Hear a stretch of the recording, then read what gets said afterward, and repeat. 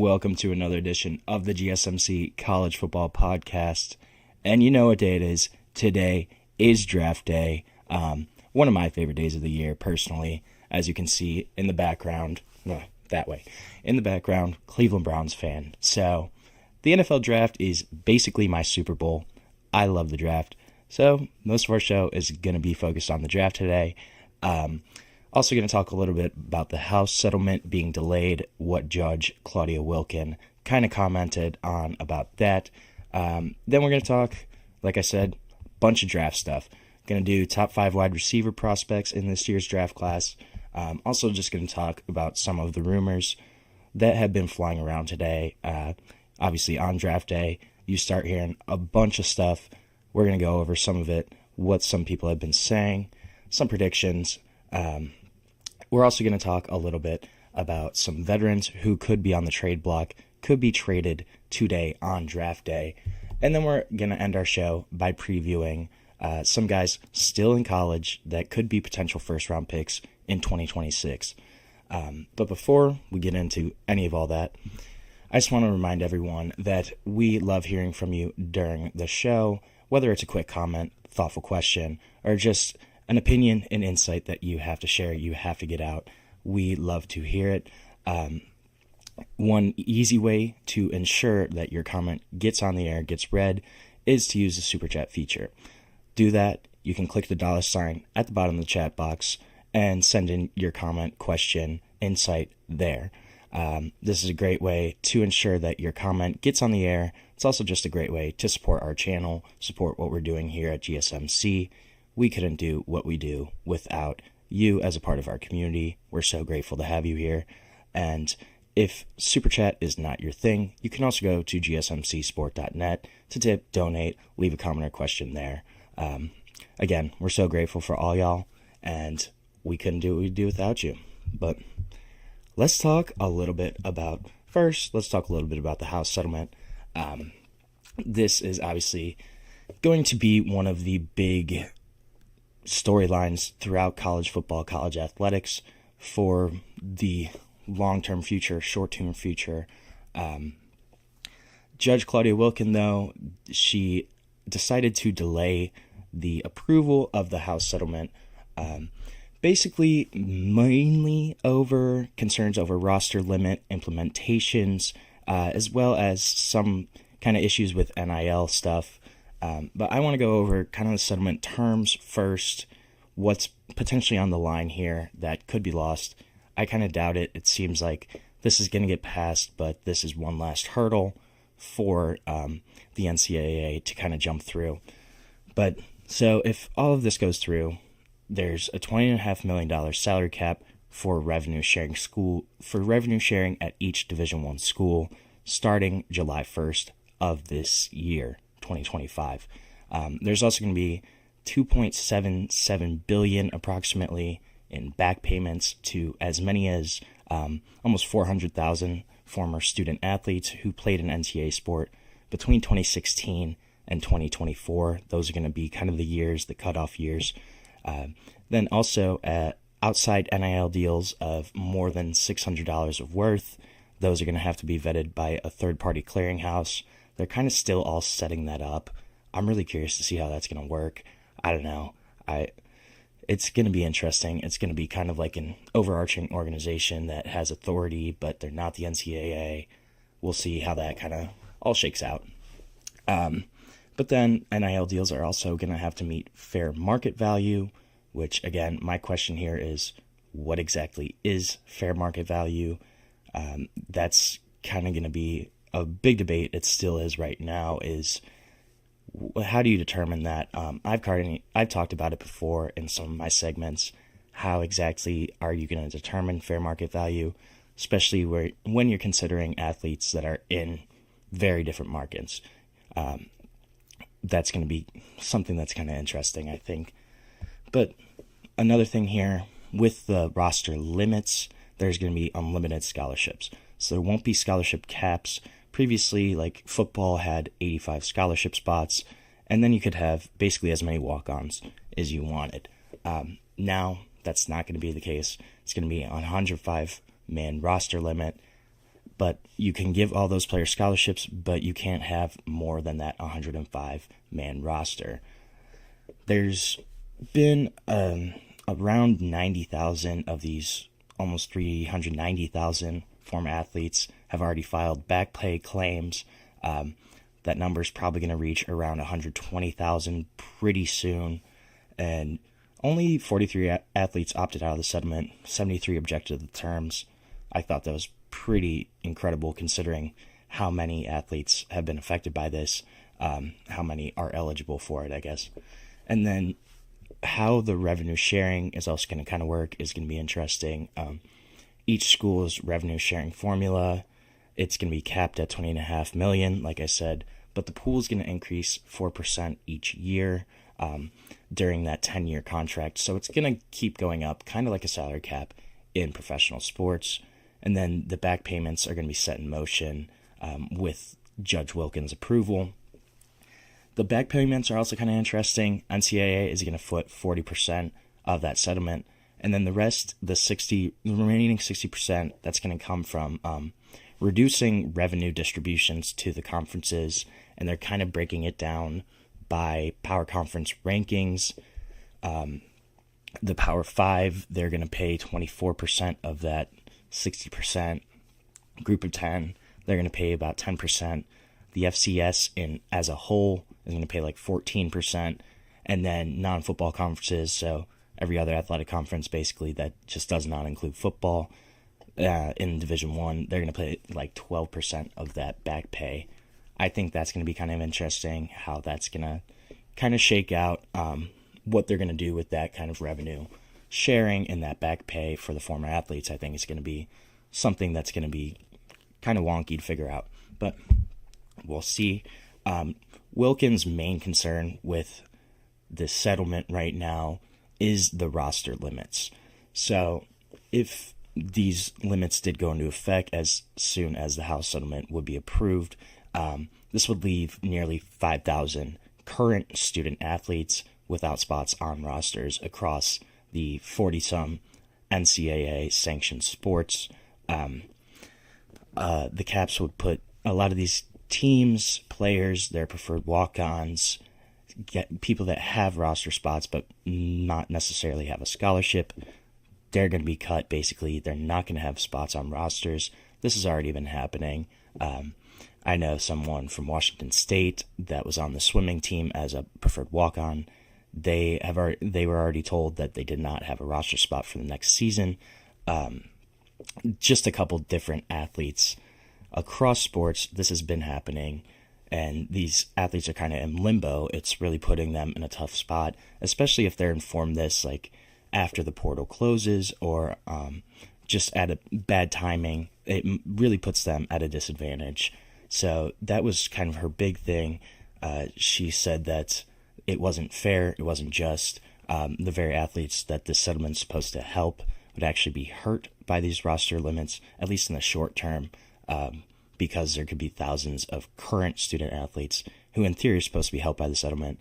They're not going to be student athletes anymore, at least at the school that they were originally at. Her big thing was the absence of a grandfather clause.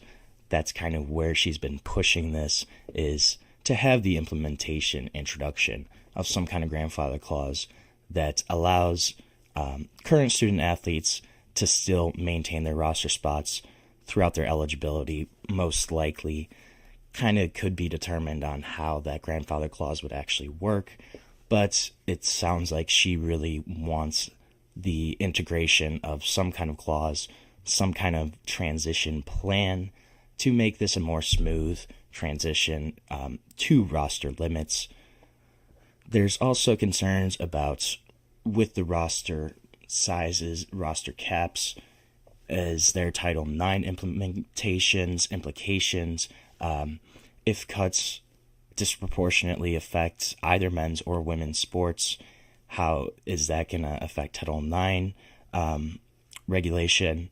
I think that's going to be kind of an interesting question here too.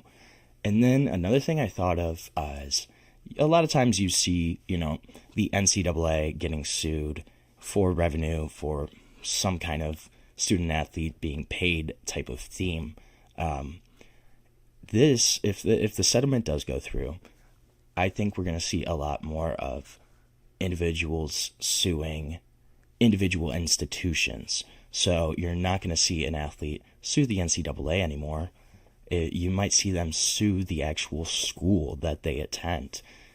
If you think about, you have an athlete, say you have a football player at a school such as Ohio State, and then you have a football player at a school like Rutgers, but the kid from Rutgers is, a better athlete, but is not getting as much of a percentage of revenue as, the player from Ohio State. Could the Rutgers player in this theoretical scenario, could he go and sue Rutgers University for not giving him the same percentage that athletes get at other schools?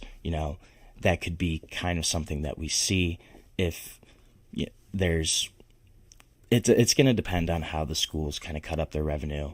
I think it'll be interesting to see. We're not really going to have, each school is not going to be the same in terms of how they're going to split up this revenue distribution. And I think that's going to be the cause for some potential lawsuits, some potential issues down the line for some of these schools. And the big thing here, again, is Wilkin wants a grandfather clause. She wants to allow these current athletes to not be cut abruptly, not immediately lose roster spots. It would also give schools time to kind of adjust their recruitment, their roster management styles, strategies, and just give time for compliance, for clarity as well. I think it makes a lot of sense. And the attorneys have 2 weeks, I believe, is the deadline. They have a hard deadline for 2 weeks, and they're going to have to come back, discuss this again in front of Judge Wilkin, and we're going to find out. But I think this is trending towards being passing. The big thing here is the roster caps, which was always my concern too. Will we see that kind of be grandfathered in rather than implemented right away? So we're going to take our first break of the show. When we come back, going to talk a little draft, going to talk some wide receiver prospects, and give my rankings of the top 5 guys in this year's draft class. But we will be back shortly on the GSMC College Football Podcast. I feel like I'm losing my mind. Is everybody in the world blind? Please, Lord, give me a sign, a sign. I feel like I'm losing my mind. Is everybody in the world blind? Please, Lord, give me a sign, a sign. I wanna be the greatest. Everybody on the fake shit. I look around and feel like everybody is the fakest. I make this every day and I'm impatient, hoping one day I blow up from the basement. Statement, the top is so vacant. I don't hear shit that I think is amazing. Waiting for my day when I'm playing sold out shows for 1,000 faces. Hey, give me that crown, get in my way and to be put down. It ain't your place, all this my town. If I want that shit, then I'll get it right now. I'm losing it, the noose it fits, I'm losing shit. A stupid myth, you choose to live or choose to dip. You choose to fight or lose your grip and lose a gift. I feel like I'm losing my mind. Is everybody in the world blind? Please, Lord, give me a sign, a sign. I feel like I'm losing my mind. Is everybody in the world blind? Welcome back to the GSMC College Football Podcast. Big day today. It's draft day. One of my favorite days of the season, of the year, honestly. But just talked a little bit about the House settlement being delayed. We're going to talk a little bit about wide receiver prospects, guys that I think are the top guys in the class. Right now, my number 1, I have Tet McMillan. I think this kid's absolute stud out of Arizona. Had 2 great back-to-back seasons, 2023, 90 catches, 1,400 yards, averaged 15.5 yards per reception, had 10 touchdowns that season, and then followed it up again this year, had 84 catches, 1,300 yards. 8 touchdowns, had a long of 78 this season. 6'5", 210, big-bodied wide receiver, really strong hands. Obviously, he has the frame to make him stand out.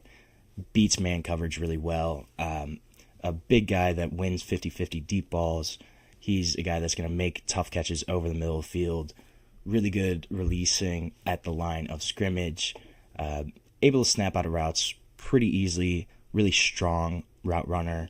And then just finding windows, works back to the ball really well. I think this is going to be a guy that's going to produce at the next level. I think he has the most talent in this class.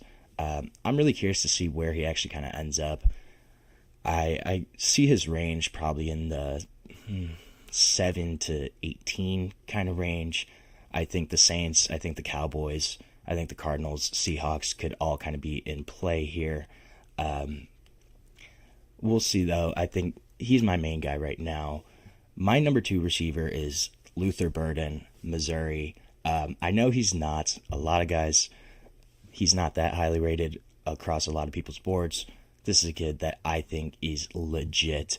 I really think he kind of got downgraded based off of 2024 this past season. Didn't have a strong performance.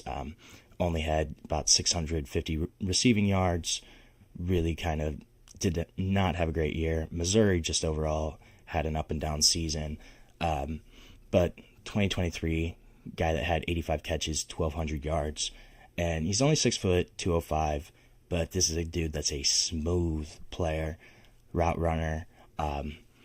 Also has gotten 34 carries across his career. Last season had 9 carries, had 120 rushing yards, which I thought was kind of interesting. I didn't realize that until I went back and kind of looked at the numbers. This is a guy that's great in open field after the catch, can turn it up, just instinctive as a runner in open space, able to find and move throughout the defense really well. This is a guy that's going to be a killer against zone coverage, just in terms of his route running, and in terms of he's really able to kind of change speeds, throttle up, throttle down, really change directions, change speeds well, and guy that's got strong hands, doesn't really drop passes. I think he's got a really high ceiling if he's in the right offense, if he's in the right position. I'm really looking at him right now as an early day 2 pick, maybe mid round 2, but I love Luther Burden. I think he's getting a little underrated just nationally right now, really based off 2024. But if you turn the tape back to the season before, this is a guy that I think is legit. My third guy, I have Emeka Egbuka, Ohio State. Now, kind of sound like a homer, but I think this is a guy that's going to be a great slot receiver from day one in the NFL. Led the team in receptions this past season, had 81, had 1,000 receiving yards, also 10 touchdowns. Also joined Marvin Harrison as the only Ohio State Buckeyes ever to have 2 1,000-yard receiving seasons, which is kind of interesting. You think of some of the guys that have come through there in the past 5-10 years especially, and then historically too. They've had some really great wideouts. Him and Marvin Harrison, only 2 guys to have 2 1,000-yard receiving seasons. Also finished on a high note, 6 catches against Notre Dame in the national championship. OSU's all-time record holder for receptions, 205 receptions in his career, second all-time at Ohio State in terms of career receiving yards. And then another stat that I really liked was Emeka Egbuka caught 1 pass in his final 40 games played, at least 1 in every single game for 40 straight games. That's 3 seasons of having a pass catch in every game he's played.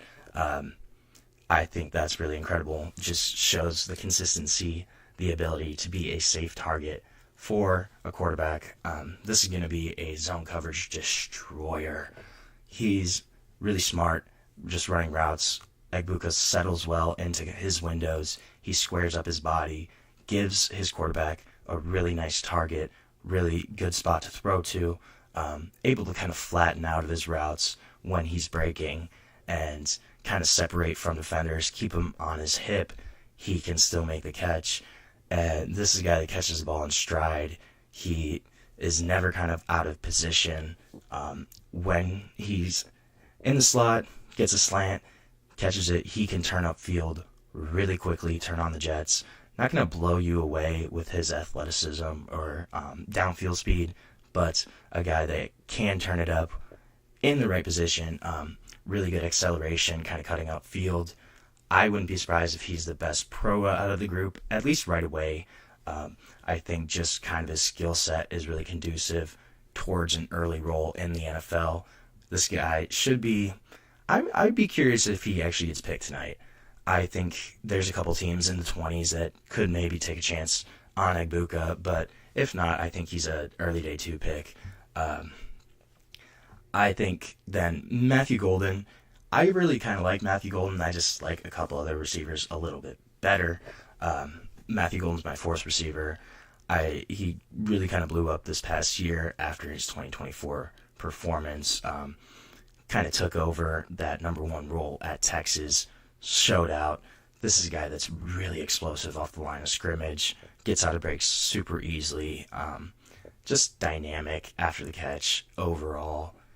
4.28 40 at the combine, showcased his speed. It was a big competition between him and his teammate Isaiah Bond. Oh, Isaiah Bond. Yeah, when you're saying you're going to run a flat 4.2 and under, and then you run a 4.48, not a great look. But Matthew Golden, though, he does have legit speed, deep end speed, 4.28 at the combine, and that speed shows up on tape. You can tell in his gameplay, in his game style, especially on those deep balls when he's tracking them, able to separate from defenders, able to give his quarterbacks a really solid target down the field. This is a guy that can make a ton of acrobatic, athletic catches. Kind of reminiscent of Garrett Wilson, at least that way. Garrett Wilson, at least at Ohio State, really kind of could go up, contort his body, catch the ball in a number of different ways, positions. This is a guy that's a really dynamic athlete overall. I think he's probably got one of the highest upsides of anybody in this wide receiver class. Honestly, probably him, or I think Luther Burden has the highest upside personally, but I think Matthew Golden is right there behind him. I also kind of wonder, he seems to be a first-round pick, first-round lock. Where he's going to end up, I think, is going to be interesting. I don't think he goes to 12 at Dallas, unless McMillan goes earlier. I feel like if the Saints maybe kind of take a chance on McMillan, maybe Dallas goes Matthew Golden. I think it's more likely Dallas kind of trades down then at that point. But Arizona is also a spot to look at here. Arizona really needs a wide receiver opposite of Marvin Harrison. Seattle also could use a wide out after kind of decimating their room. Lockett's gone. Obviously, DK Metcalf gone. So it's really just Jackson Smith and Jigba, Cooper Kupp right now. Could use a younger option too. And then the Chargers, I think, are a really great fit for Matthew Golden. What they want to do there, they need a wide receiver pretty badly. I think Los Angeles. I always think of them as San Diego still. But the Chargers, I think, are a team that really kind of fits Matthew Golden. His play style fits them. Then I think my last wide receiver I'm a Trey Harris guy. I really like Trey Harris. This is a kid that I think people kind of forget how dominant he was at the start of the 2024 season. 6'2", 205, decent size. Not going to blow you away with his speed, but he's just able to make some really close contested catches, strong hands, will fight through defenders to get back to the ball.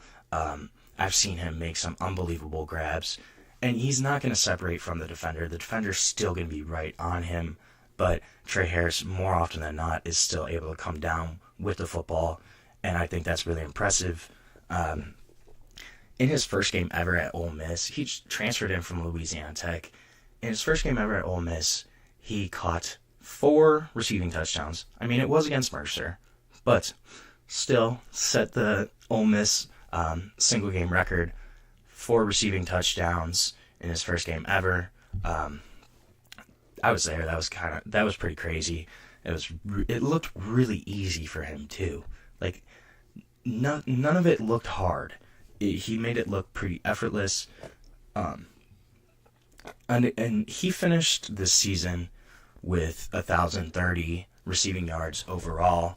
But so you have that 1,030 total. Through the first 5 games of the season, Trey Harris had 804 receiving yards.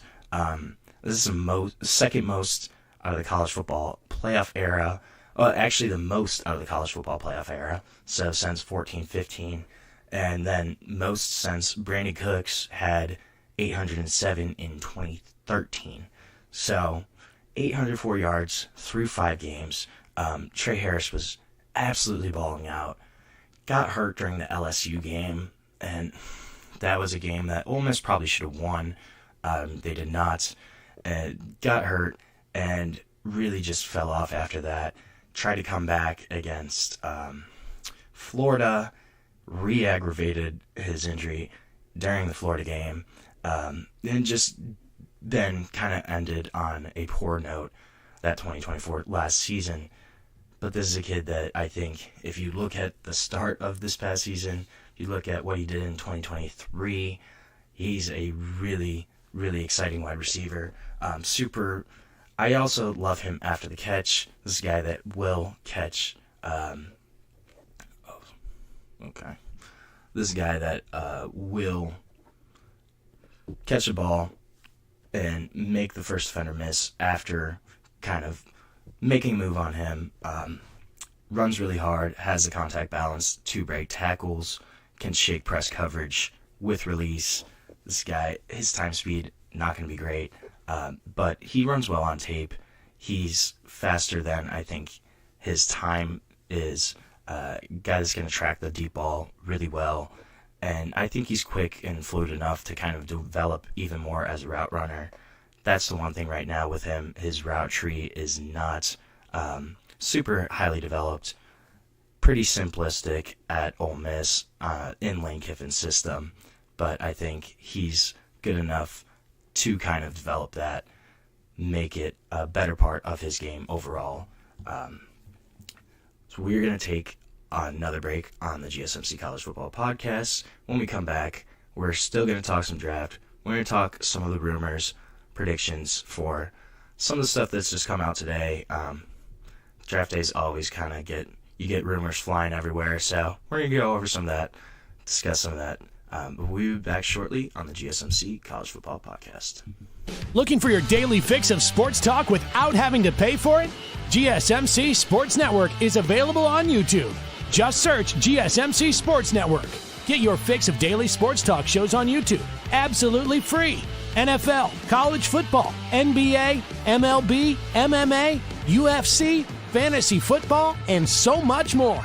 GSMC Sports Network has shows running all day long, with new sports shows starting every 2 hours. Just like on your favorite cable sports channel, except GSMC Sports Network is absolutely free. Just search GSMC Sports Network on YouTube to catch one of your new favorite shows, like the GSMC College Football Podcast, Chip Shot Football Podcast, Hoops and Heels Women's Sports Podcast, GSMC Basketball Podcast, and so many more.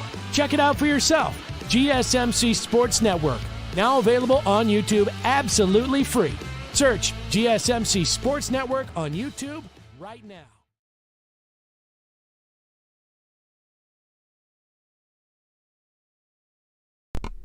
Welcome back to the GSMC College Football Podcast. Just talked a little bit about wide receivers. Anthony asked about his top receivers. I do like a lot of those guys. I think Jack Bash, he's going to be really solid at the next level out of TCU. I think that's going to be a guy that is going to be, one of those day 2 picks that ends up producing really well. Jaden Higgins, I also like a lot. I had a couple other guys that I think they're just more of my personal favorites. But yeah, I mean, those guys are all pretty solid. I'm not huge on this class overall in terms of like elite talent, but I think there's a couple guys that could definitely be starters, at least 4 or 5. So, but I really like Jack Bech out of TCU, though. I think he's going to be a really solid wide receiver, probably like a wideout too for, I don't know. I think if he ends up in the right system, like what if he ends up with the Rams? I think that could be a really interesting fit with Devontae Adams, Puka Nacua. That would be something exciting, I think. But, so, it's still draft talk. I want to talk a little more. One of the things that I've been seeing today is Ashton Jeanty maybe going to Jacksonville. Obviously, Jaguars have a new GM, new head coach in Liam Cohn. Could they actually maybe go run a game? I don't know. I kind of doubt that. You know, they still have ETN. But it does sound like they might go this way. Diana Rossini did say that the Jags were hoping to keep the draft, quote, electric. That was the actual word that was used, was electric. Is Ashton Jeanty electric? I think he certainly is, but will that be a spot for him? I don't know, because it really sounds like John Spytek wants Ashton Jeanty if he's there at number 6 for the Raiders. Yeah, but I don't know if I really see Ashton Jeanty going to Jacksonville. The more I see the Jaguars, the more their picks are kind of all over the place. Mason Graham had been the guy for months, basically, at that number 5 spot that had been mocked, and now that's kind of all out the window right now. We'll see if that's just all a smokescreen. They really do need defensive tackle help, though, bad. What teams do you see trading up from the 20s to get around 13? I don't know who trade-up candidates are. Tight end-wise, I think Colson Loveland will probably be at 14. I see what you're saying, though, to go to 13 to get in front of Indy. I'm curious, too, because some teams have Colson Loveland as tight end 1 over Tyler Warren.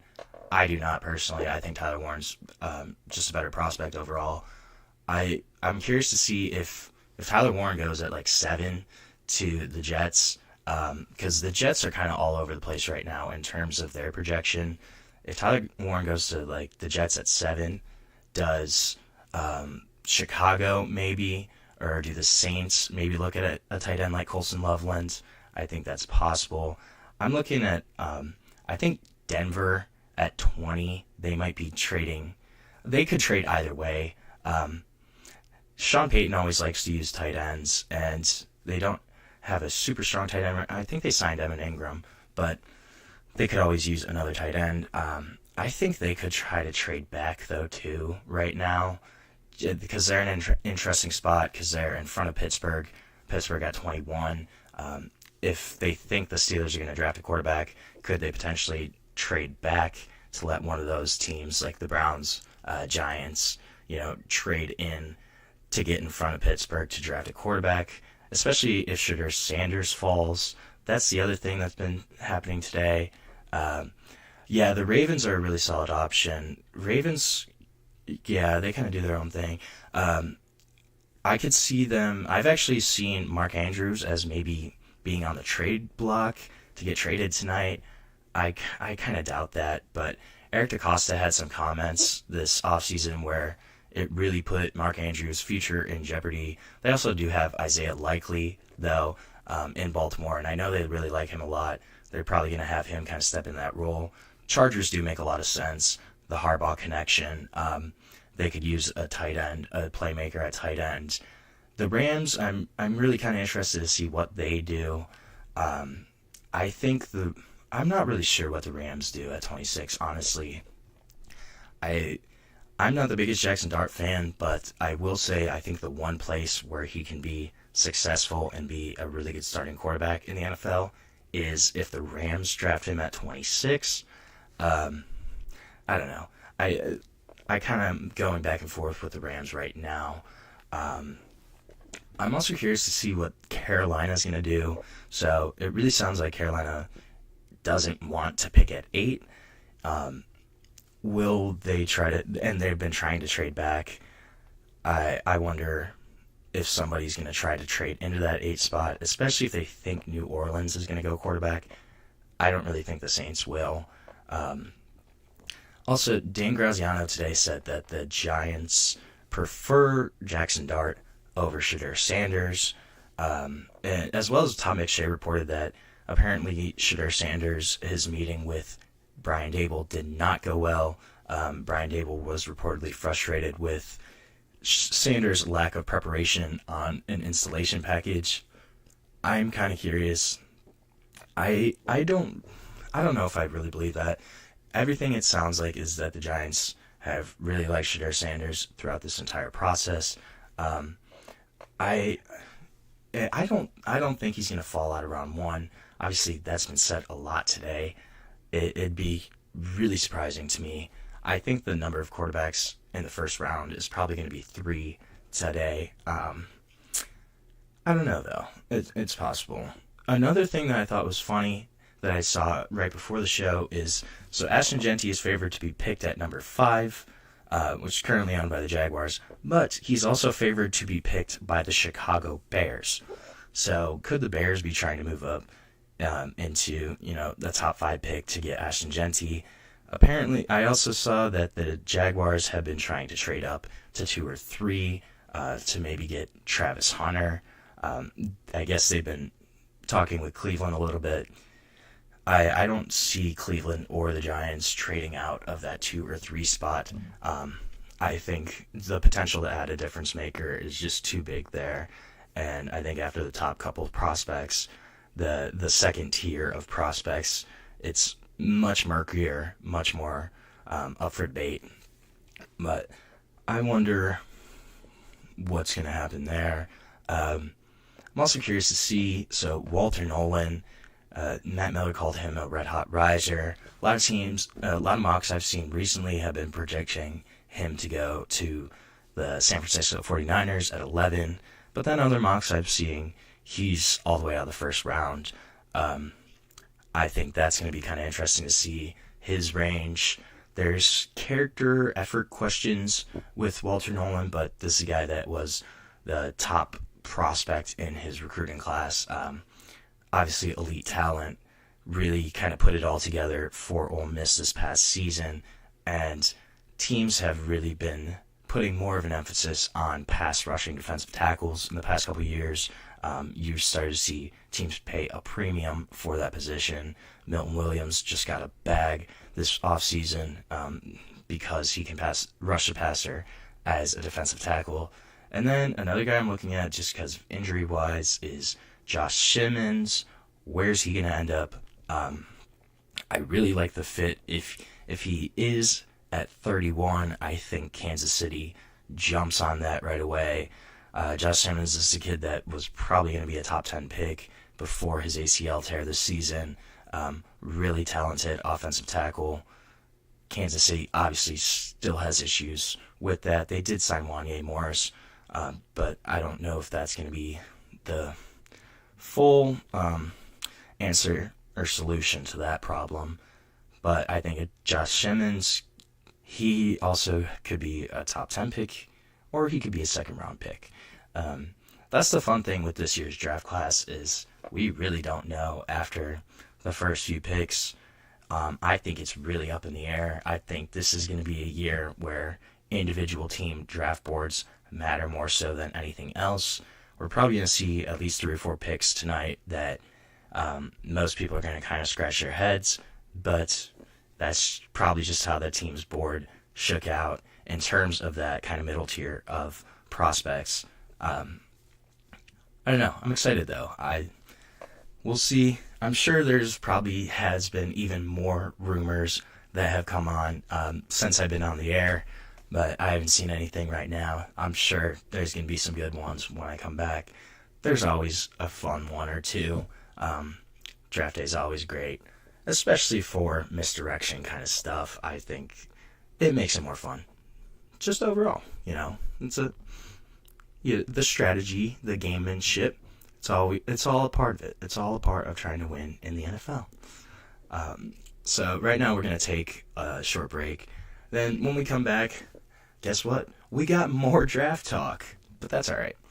We're going to talk a little bit about veterans, guys who I think could be traded tonight or throughout this weekend, and why. But we'll be back shortly on the GSMC College Football Podcast.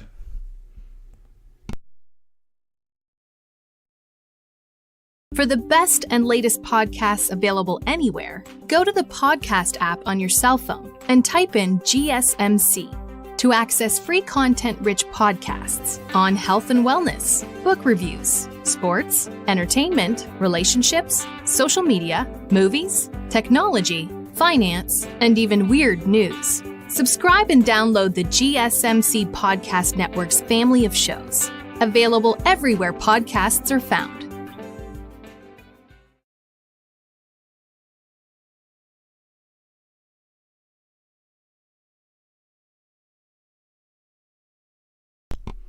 Welcome back to the GSMC College Football Podcast, and you know what day it is. It's draft day.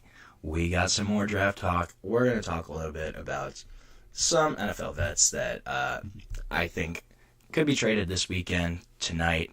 I'm going to start off Jalen Ramsey, obviously big name. They've already agreed to, him and the Dolphins already agreed to mutually explore trade options. Chris Greer flat out came out and said it last week in his press conference. It makes sense. I can see why Miami would do it, get off of that contract. The only thing is Miami does not have a lot of cornerback depth besides Jalen Ramsey. So if Jalen Ramsey does get traded, Miami is definitely going to need to add to that secondary. The Rams are reportedly in talks of reacquiring Jalen Ramsey. It's a move that makes sense. The Rams do need secondary help. The one thing I think is kind of funny there is his beef with Davante Adams. What's going to happen there if they're teammates? I don't know. Historically, Jalen Ramsey and Davante Adams have not gotten along. I'll just leave it at that. But I think that's kind of interesting.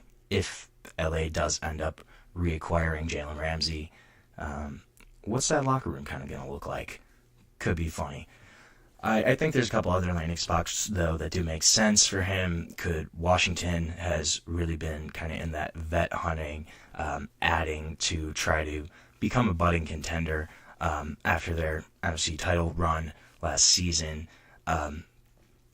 Added Laramie Tunsil, added Deebo Samuel, added Marshawn Lattimore last year.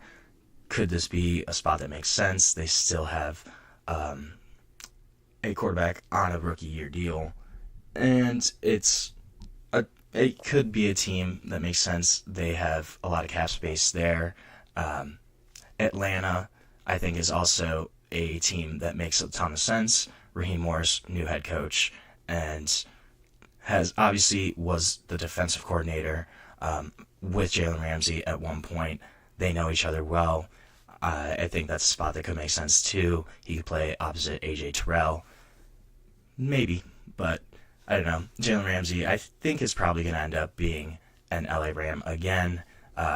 Trey Hendrickson, also a guy he could be gone very quickly. Requested a trade out of Cincinnati. Wants a new contract. Kind of unhappy with the progress that's made. He's kind of been taking a back seat to the offensive deals that Cincinnati's made, just in terms of re-signing Jamar Chase, re-signing T. Higgins, giving both of them $30+ million a year. Chase, 41. He's the highest paid non-quarterback in the league right now. Trey Hendrickson wants a new deal.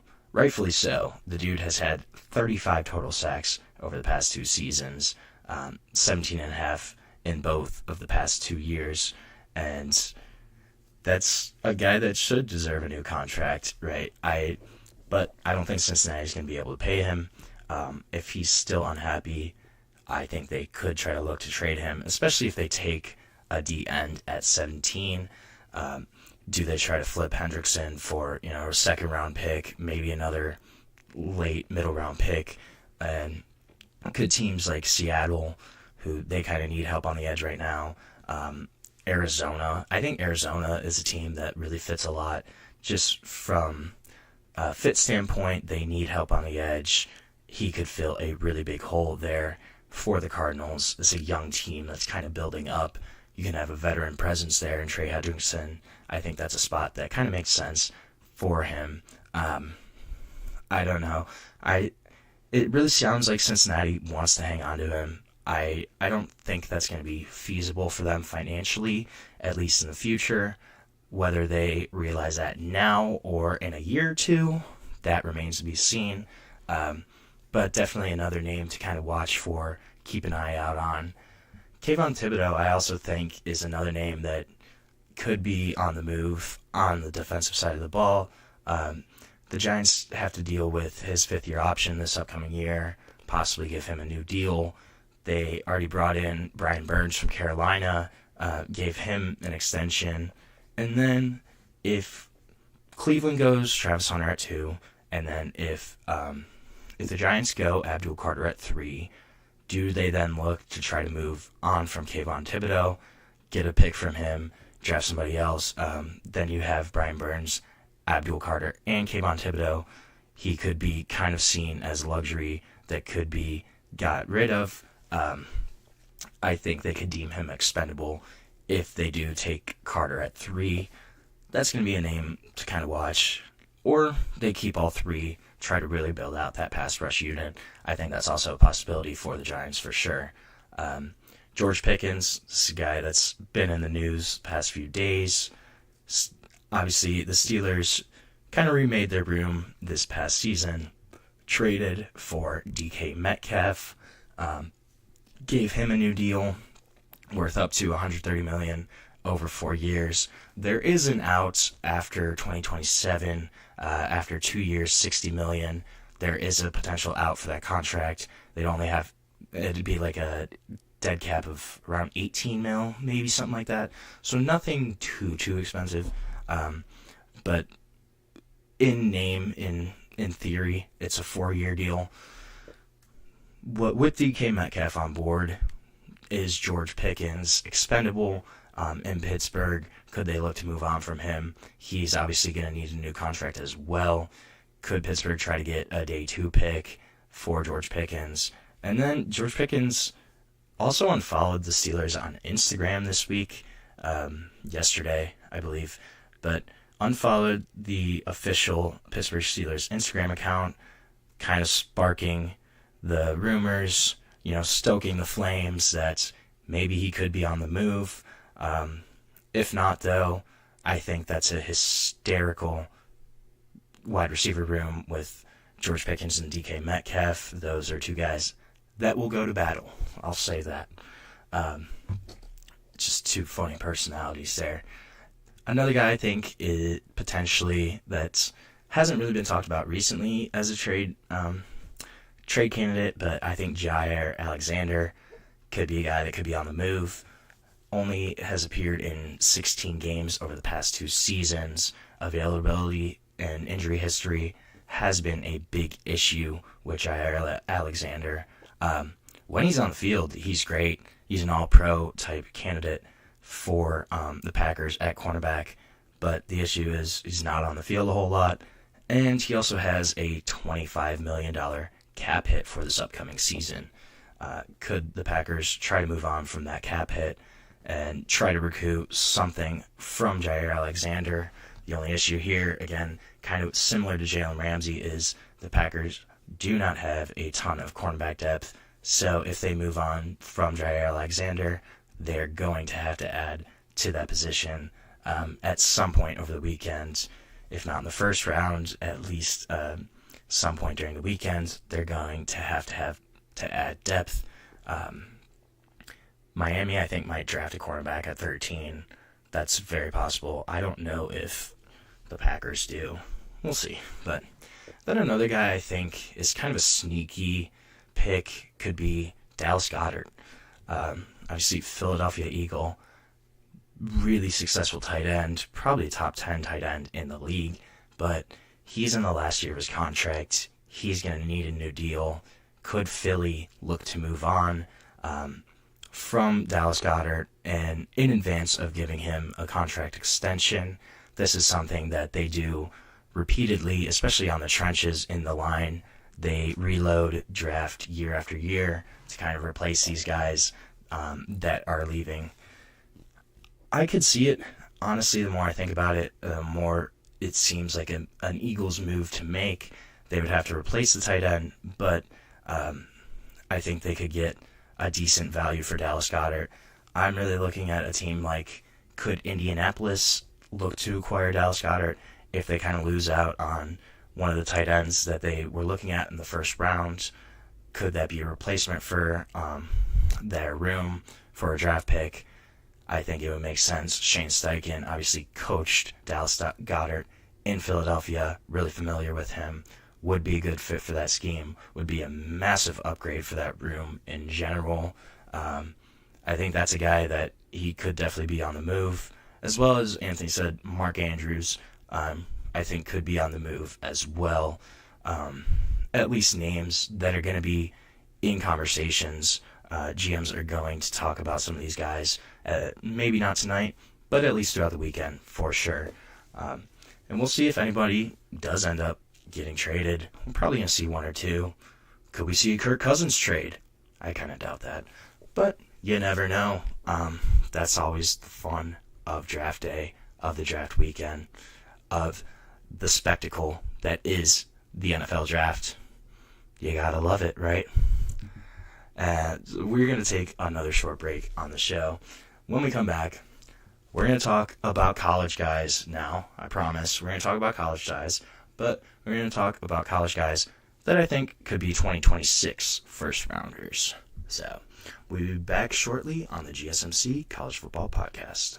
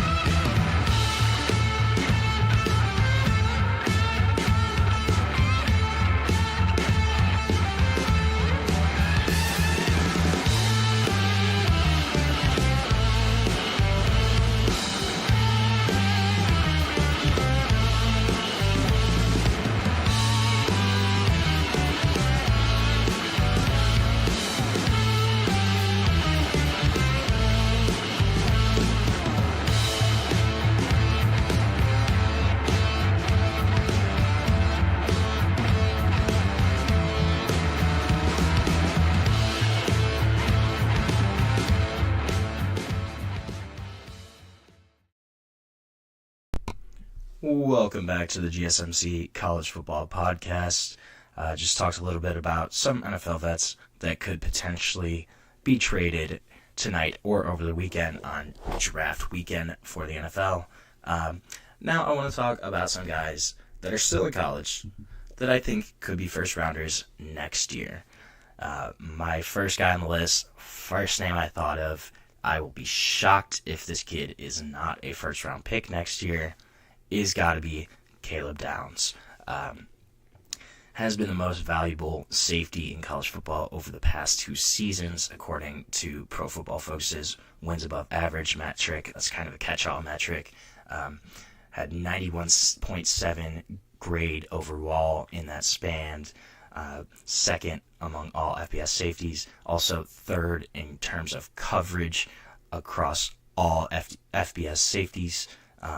Fantastic run defender as well. Had 35 run defense stops, 88.5 run defense grade as well. This is a kid that can do everything. He can play down in the box. He can play out in center field. He can play kind of roving. He can play slot corner. He can return punts. Just a dynamic athlete overall. able to do so many different things. Anchor of this Ohio State defense, at huge pickup for them after he had a great true freshman season at Alabama. Really was one of the catalysts for that national title run for Ohio State last season. This is a kid that I will be shocked, absolutely shocked, if Caleb Jones is not a first-round pick next year. I think he's a top 5, top 10 talent. I think this is a guy that's going to be a Pro Bowler, perennially all-pro type of guy. Just a freak athlete. And I think just the ability to do so many different things at such a high level makes him such a unique player, unique prospect. This is a guy that I think he probably would have been a top 5 pick if he was in this year's class. Just in terms of his ability, what he can do, how he can impact games. I love Caleb Downs. I think he's a guy that, again, if he's not a first rounder next year, I don't know, man. I mean, I shouldn't be talking anything then. That's if he's not, it's gonna be insane. But Caleb Downs, I'll be shocked if he's not a top 5 guy. Another guy though, I think I'm really high on. It's a projection pick. I really like Drew Aller from Penn State. Going to be his 3rd year as a starter this season. Had a pretty strong 2024 performance just across the board. Really improved upon most of his numbers from 2023. But still kind of has those same question marks right now. Can he win games that matter? Can he win big games? This season alone, had a chance on 4th and goal to, bring the Ohio State game within reach. Had a chance to beat Oregon in the final few minutes of that game. Could not. Had a chance to beat Notre Dame in the national semifinal. In the last 2 minutes of that game, threw an interception. Penn State lost. That's going to be, again, this is the question mark with Drew Aller. Can he win the big games? Can he be clutch? Can he beat those elite opponents at the college football level? But besides that, this is a guy that has all the tools, all the traits to be a really successful starting quarterback in the NFL. This is a really high-end projection, but I just think in terms of body type, in terms of style of play, probably not on the same level, but very similar to Josh Allen. 6'5", 235, really basically the same kind of frame. Not as much of a strong runner as Josh Allen is, but this is a guy that still can use his legs, a powerful runner at the quarterback position, and also just a cannon of an arm. He's got the traits that NFL scouts will drool over, which is also what I think will help his projection. Just the size, the arm strength, the leadership skills, intangibles, I think are all bonuses and really could be beneficial to Drew Aller's case as a 2026 first rounder, where there's going to be 2 or 3 quarterbacks. There normally is. And I think Drew Aller has a really solid chance to be one of those few starting quarterbacks in the first round next year. I honestly think he could have been this year just because of the strength of the quarterback class, but that's a different conversation. Another guy, though, I think Caden Proctor. I think he's probably going to be the first lineman off the board. This guy, it's going to be his 3rd year as a starting left tackle. Went to Alabama, and then he had that weird, after Saban retired, he was in the portal for a couple months, went back to Iowa, and then transferred back to Alabama. So this will be his 3rd year starting at Alabama. Has been the starter there the entire year. The entire time, had some growing pains as a true freshman, obviously, but really kind of stepped into the role last year. Still developing, though, but some of his best performances were against elite defensive lines. In 3 games against South Carolina and Georgia, he had a 90.4 pass blocking grade and also only allowed 1 pressure on 96 pass blocking snaps. I think that really kind of showcases his high-end potential because, Georgia has Jalen Walker and Michael Williams, two guys that are going to be first-round picks on the edge. South Carolina, Kyle Kennard this past season, really great player for them. Also, Dylan Stewart, absolute freak. Again, those guys are NFL talents. So the fact that Caden Proctor kind of had his best games against players of that caliber, I think shows his high-end projection, what he can be. He can be an elite offensive tackle, and people really like that. NFL scouts love that. Also, 6'7", 369. 369 pounds. It's just pretty crazy. But he's also really, really athletic, especially for how big he is. Moves really well, light on his feet. It's kind of surprising, honestly, how athletic he is, at how big he is. Pretty freakish. But Caden Proctor, I think, could be another guy that's going to be a first-rounder just because of that production at the SEC level, the frame, the high-end potential, I think all kind of help his case as a first-rounder, as a first-round prospect. Another guy, one of my favorite guys in college football, Anthony Hill Jr., Texas linebacker, absolute stud. I love this guy. 113 total tackles, 59 solo tackles that season, 8 sacks, 1 interception, 4 forced fumbles, and a fumble recovery too. Not bad for a day's work there. Wow. Just those stats are the well-roundedness of those stats are crazy to me. This is a guy that is always around the ball. Legitimate superstar on defense, unquestioned leader for Texas, and he's just constantly around the football, in run defense, in pass rushing, in coverage. It doesn't matter. The guy's always there, and he's good at everything. Since 2023, he's had 32 coverage stops, which tied for the most among FBS linebackers in that time span. Has 10 sacks and 5 forced fumbles in that time span. And since 2023, both of those numbers are also tied for the most among Power 4 linebackers. So, I was not Group of 5, but still all Power 4 conferences. He's ahead in sacks. He's ahead in forced fumbles. He's also not bad at coverage, and he can play run defense. I think that's just crazy. And then another stat I loved was he's had 127 plays where he's made first contact on the ball carrier. 127 times he's been the first guy to the ball. That's the most of any returning Power 4 linebacker. This guy's awesome. I really love watching him. I'm excited to see what he can do at Texas again this season. And I think he's pretty much going to be a lock for the first round next year, especially if he comes anywhere even close to these numbers. I don't even think he has to touch the numbers from last season. He's still going to be a first round pick. That's how good Anthony Hill Jr. is. A guy that's really awesome for Texas. I can't wait to see him this season.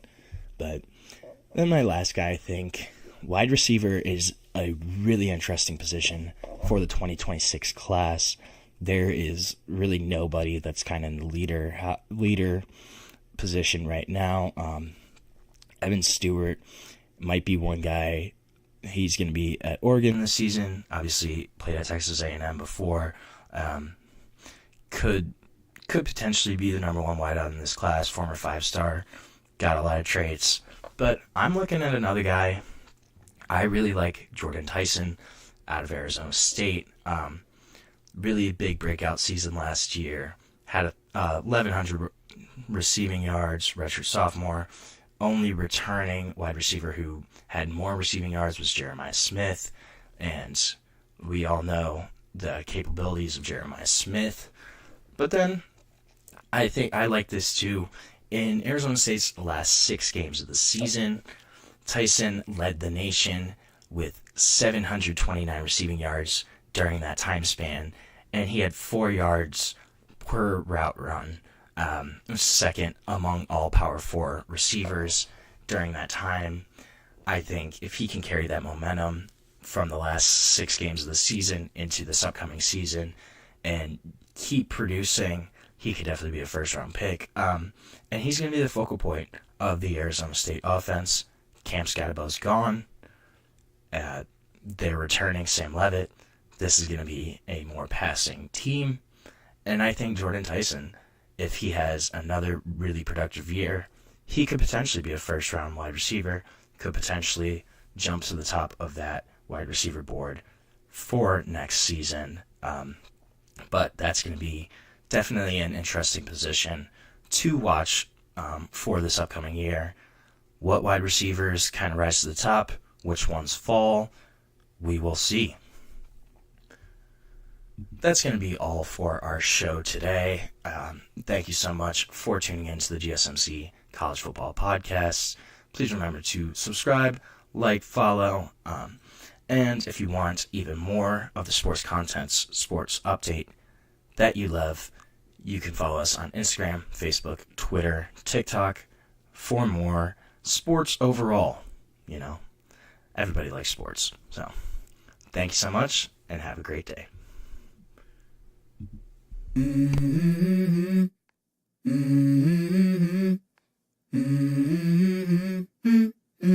Let's go. I wake up to a little bit of drool on my pillow, feel like it's gonna be a bad day.